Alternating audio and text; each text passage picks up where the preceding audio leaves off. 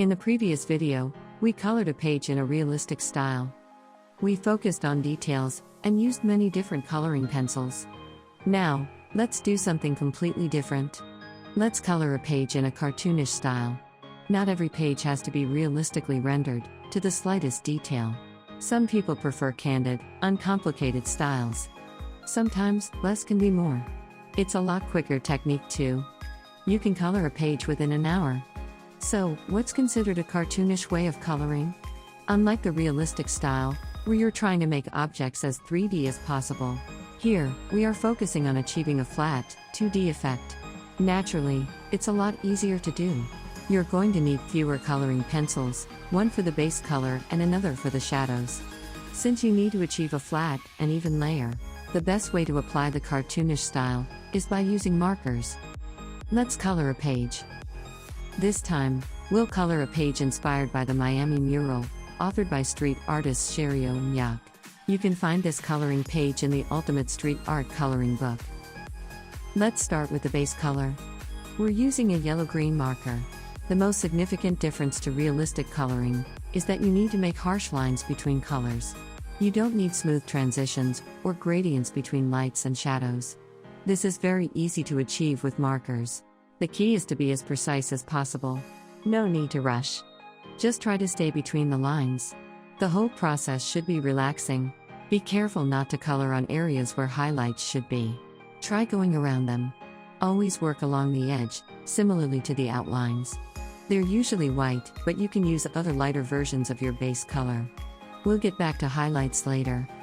It's supposed to make a significant contrast with the rest of the colors. Check out the typical coloring styles used in comic books as inspiration. We are leaving a few uncolored circles on the tail to get the texture of scales. Now let's add a base color to the rest of the illustration before moving to shadows. In order to make an even color, try coloring the entire area at once. Avoid letting the marker's ink dry. If you've never used markers before and would like to try it, there are two different kinds of markers you should know about: water-based and alcohol-based markers. Alcohol-based markers are the permanent markers, often preferred by adult coloring enthusiasts. They give you more freedom in layering shades, tints, and gradients by overlaying colors. But they dry very quickly, so you'll have to work faster. You can also find markers in a wider color range than common water-based markers. Also, consider the different types of nibs that markers have. Different tips have different levels of precision and are suitable for different techniques. For this page, we are using bullet tips for detailed areas and chiseled tips for larger areas. Now that we're done with the base colors, let's move to shadows. Right now, we're using a slightly darker shade of green. You can also use a gray marker or a complementary color marker for shadows. Add shadows along the outlines. Again, let's add small circles here and there for texture. Easy, isn't it? Let's add shadows to the rest of the page.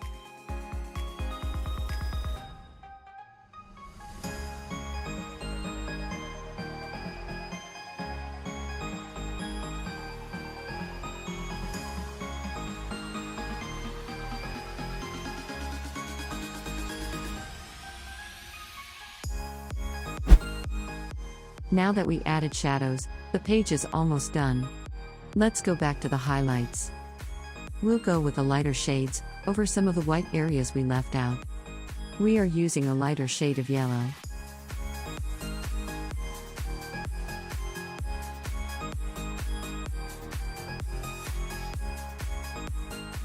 For finishing touches, you can add a white gel pen or a white marker.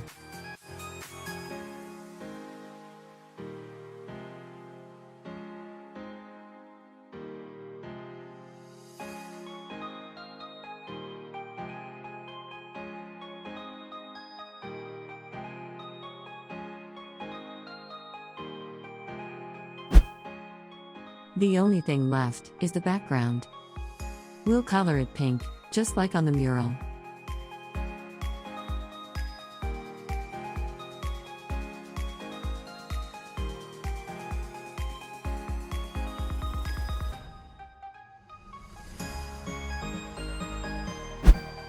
Our page is done. You were introduced to many different ways of coloring your adult coloring book. In the next video, we'll take a look at one last trick we prepared for you.